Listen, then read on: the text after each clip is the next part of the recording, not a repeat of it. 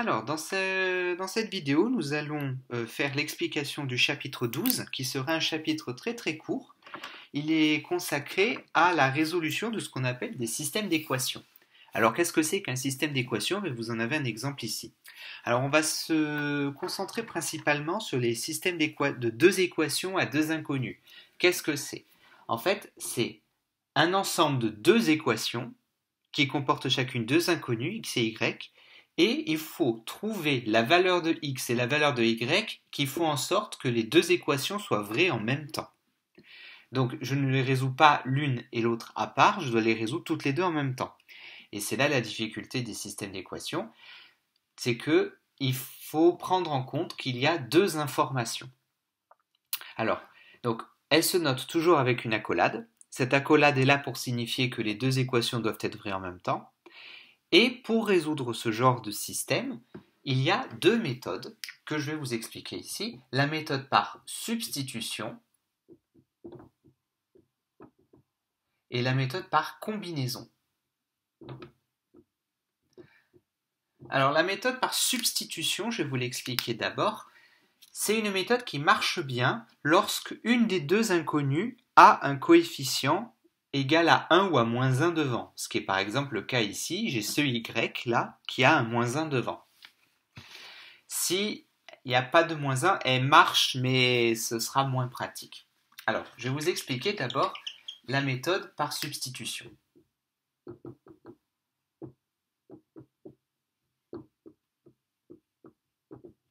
Alors la méthode par substitution va consister à prendre l'équation où il y a l'inconnu qui possède un 1 ou un moins 1 devant et l'isoler.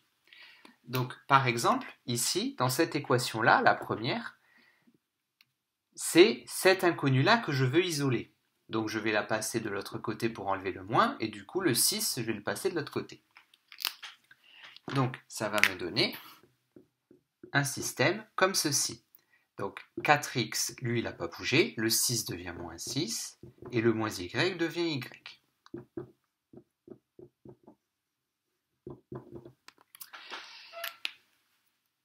Donc premièrement, je prends l'inconnu où il y a un 1 ou un moins 1, et je l'isole. Alors ça peut être aussi vrai pour une inconnue qui n'a pas de 1 ou de moins 1, mais sauf qu'après, par exemple, si j'avais voulu isoler le 4x, j'aurais tout divisé par 4 après.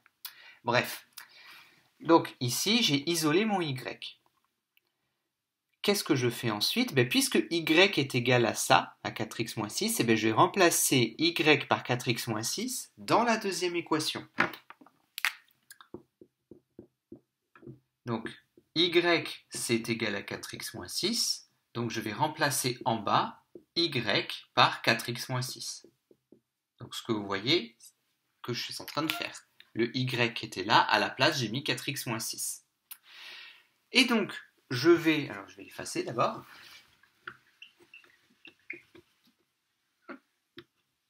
Donc, je vais distribuer en bas. Vous voyez qu'en fait, ce qui se passe, l'intérêt de cette méthode par substitution, c'est que dans la deuxième équation, le y a disparu, je n'ai plus qu'une seule inconnue. Et donc là, je vais pouvoir résoudre tout à fait normalement, comme on sait le faire depuis le chapitre 4. Donc là, ça fait 5x. Donc si je distribue à l'aide de la simple distributivité, ça fait 8x moins 12. Et donc ça, ce genre d'équation, normalement, vous savez le résoudre. Donc là, ça nous fait du 13x. Si le moins 12, je le passe de l'autre côté, donc 1 plus 12, ça fait 13. 13x égale 13, ce qui nous fait que x égale 1. Et puisque x vaut 1, eh bien pour trouver y, je n'ai qu'à remplacer x par 1 en haut, et ça va me donner la valeur de y. Alors, donc y égale, donc je remplace x par 1, qui est la valeur que j'ai trouvée, donc ça fait 4 fois 1, 4 moins 6, ça fait moins 2. Conclusion, la solution est... Alors la solution d'un système va s'écrire comme des coordonnées. D'abord x puis y. La solution c'est 1 et moins 2. 1 pour x, moins 2 pour y. Donc voilà comment on résout un système par substitution. Je récapitule. J'isole une inconnue. Ensuite, je la remplace par l'expression que j'ai trouvée dans la deuxième équation. Je résous la deuxième équation. Et ensuite, le résultat que j'ai trouvé, je le remplace dans la première pour trouver la deuxième inconnue. Maintenant, je vais vous expliquer la méthode par combinaison. Donc, je vais reprendre le même système.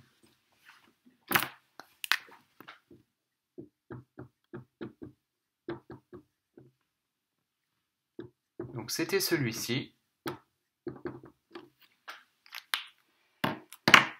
Alors, la combinaison va consister à additionner ou soustraire les deux équations de sorte à éliminer une inconnue.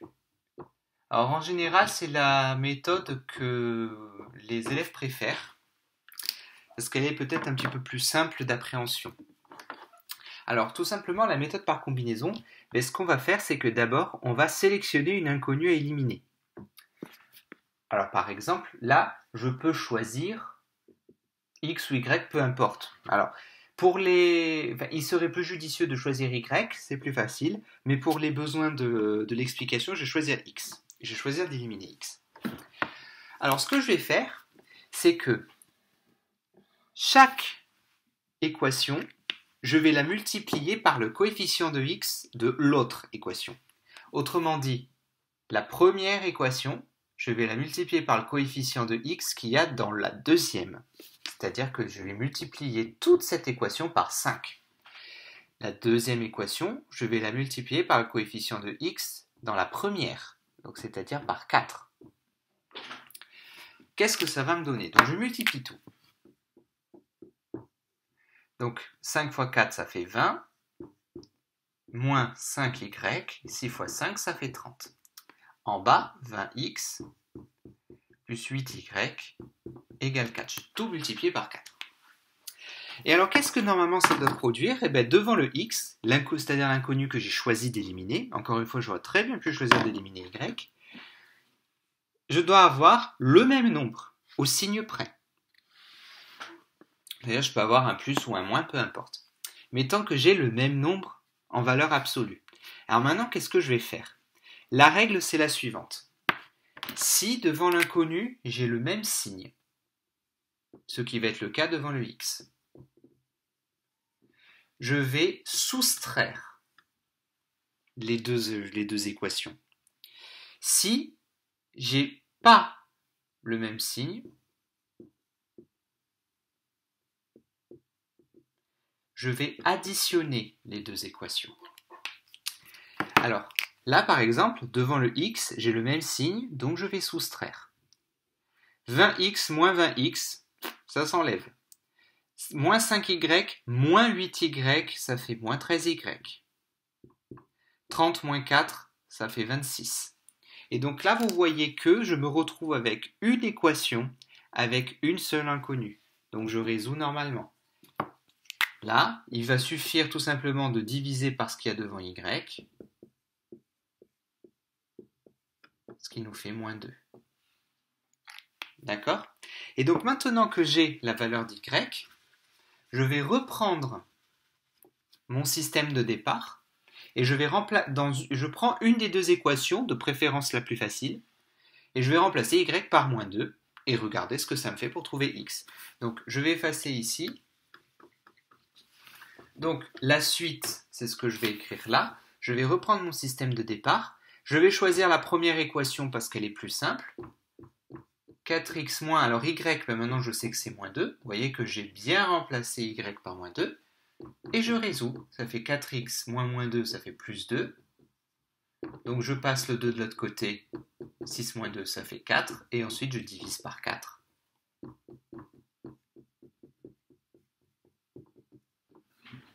Ça fait 1.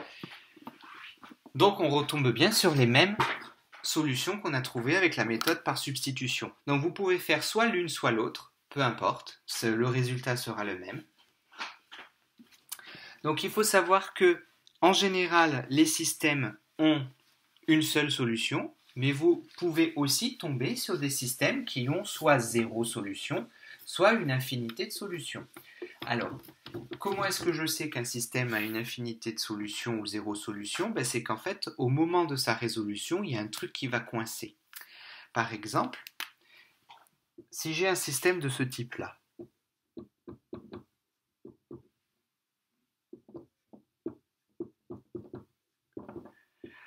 vous voyez, j'ai 3x moins y qui vaut moins 2 en haut, mais qui vaut 1 en bas. Je ne peux pas être égal à 1 et à moins 2 à la fois, c'est pas possible. Donc, quand il n'y a pas de solution à ce système. Mais comment est-ce que je le sais? C'est qu'à un moment donné, quand je vais le résoudre, eh bien, je vais tomber sur une égalité impossible. Admettons que je choisisse la méthode de la combinaison. Je vais choisir d'éliminer les x. J'ai un 3 et j'ai un 3, pas besoin de multiplier. Et comme j'ai le même signe devant le x, je vais donc soustraire. Qu'est-ce qui va se passer? 3x moins 3x, ça s'enlève. Moins y moins moins y, ça s'enlève aussi. Résultat, j'ai 0 de ce côté. Moins 2, moins 1, ça fait moins 3. Donc, je tombe sur une égalité qui est impossible. Je n'ai pas de solution. C'est comme ça que vous le savez. Égalité impossible, pas de solution. Mais vous pouvez aussi avoir une infinité de solutions à un système. Par exemple, je vais reprendre ça. 3x moins y égale moins 2. 6x moins 2y égale moins 4. En fait, on remarque que la deuxième équation, c'est simplement la première que j'ai multipliée par 2. Donc, on a une infinité de solutions quand les deux équations sont les mêmes ou elles sont proportionnelles. Si je choisissais d'éliminer les x avec la substitution, la combinaison, là, je dois multiplier par 6, là, je dois multiplier par 3, ce qui va me donner le système suivant. Donc 18x moins 6y. Alors pour ceux qui se disent mais pourquoi tout simplement est-ce qu'on n'a pas multiplié par 2 de celle du haut, c'est vrai qu'on aurait pu. Ça marche aussi. Mais là j'ai appliqué strictement la méthode que je vous ai donnée tout à l'heure. Donc là si je veux éliminer les x, je vais soustraire parce qu'il y a le même signe. Et qu'est-ce que ça va me donner? 18x moins 18x c'est 0. Moins 6y moins 6y ça fait 0. Et moins 12 moins 12, ça fait 0 aussi. Donc je vais tomber sur une égalité qui est toujours vraie. Et c'est là que je sais que j'ai une infinité de solutions. Donc, 3 cas de figure. Soit j'ai une seule solution, la résolution se passe tout à fait normalement comme je vous ai montré. Soit j'ai 0 solution parce que j'ai une égalité impossible à un moment donné. Soit j'ai une infinité de solutions parce que j'ai une égalité qui est toujours vraie à un moment donné. Donc, les systèmes, c'est un petit peu déroutant au départ. Mais entraînez-vous bien, notamment sur l'exercice 1. Alors, vous n'avez absolument aucune obligation sur la méthode à utiliser. Si vous êtes plus à l'aise sur la combinaison ou plus à l'aise sur la substitution, c'est comme vous voulez. Vous utilisez celle que vous souhaitez. Alors, moi, je préfère quand même la combinaison parce qu'elle est plus simple à appréhender. Mais dans certains cas, je ferai aussi la substitution pour vous montrer comment on s'en sert.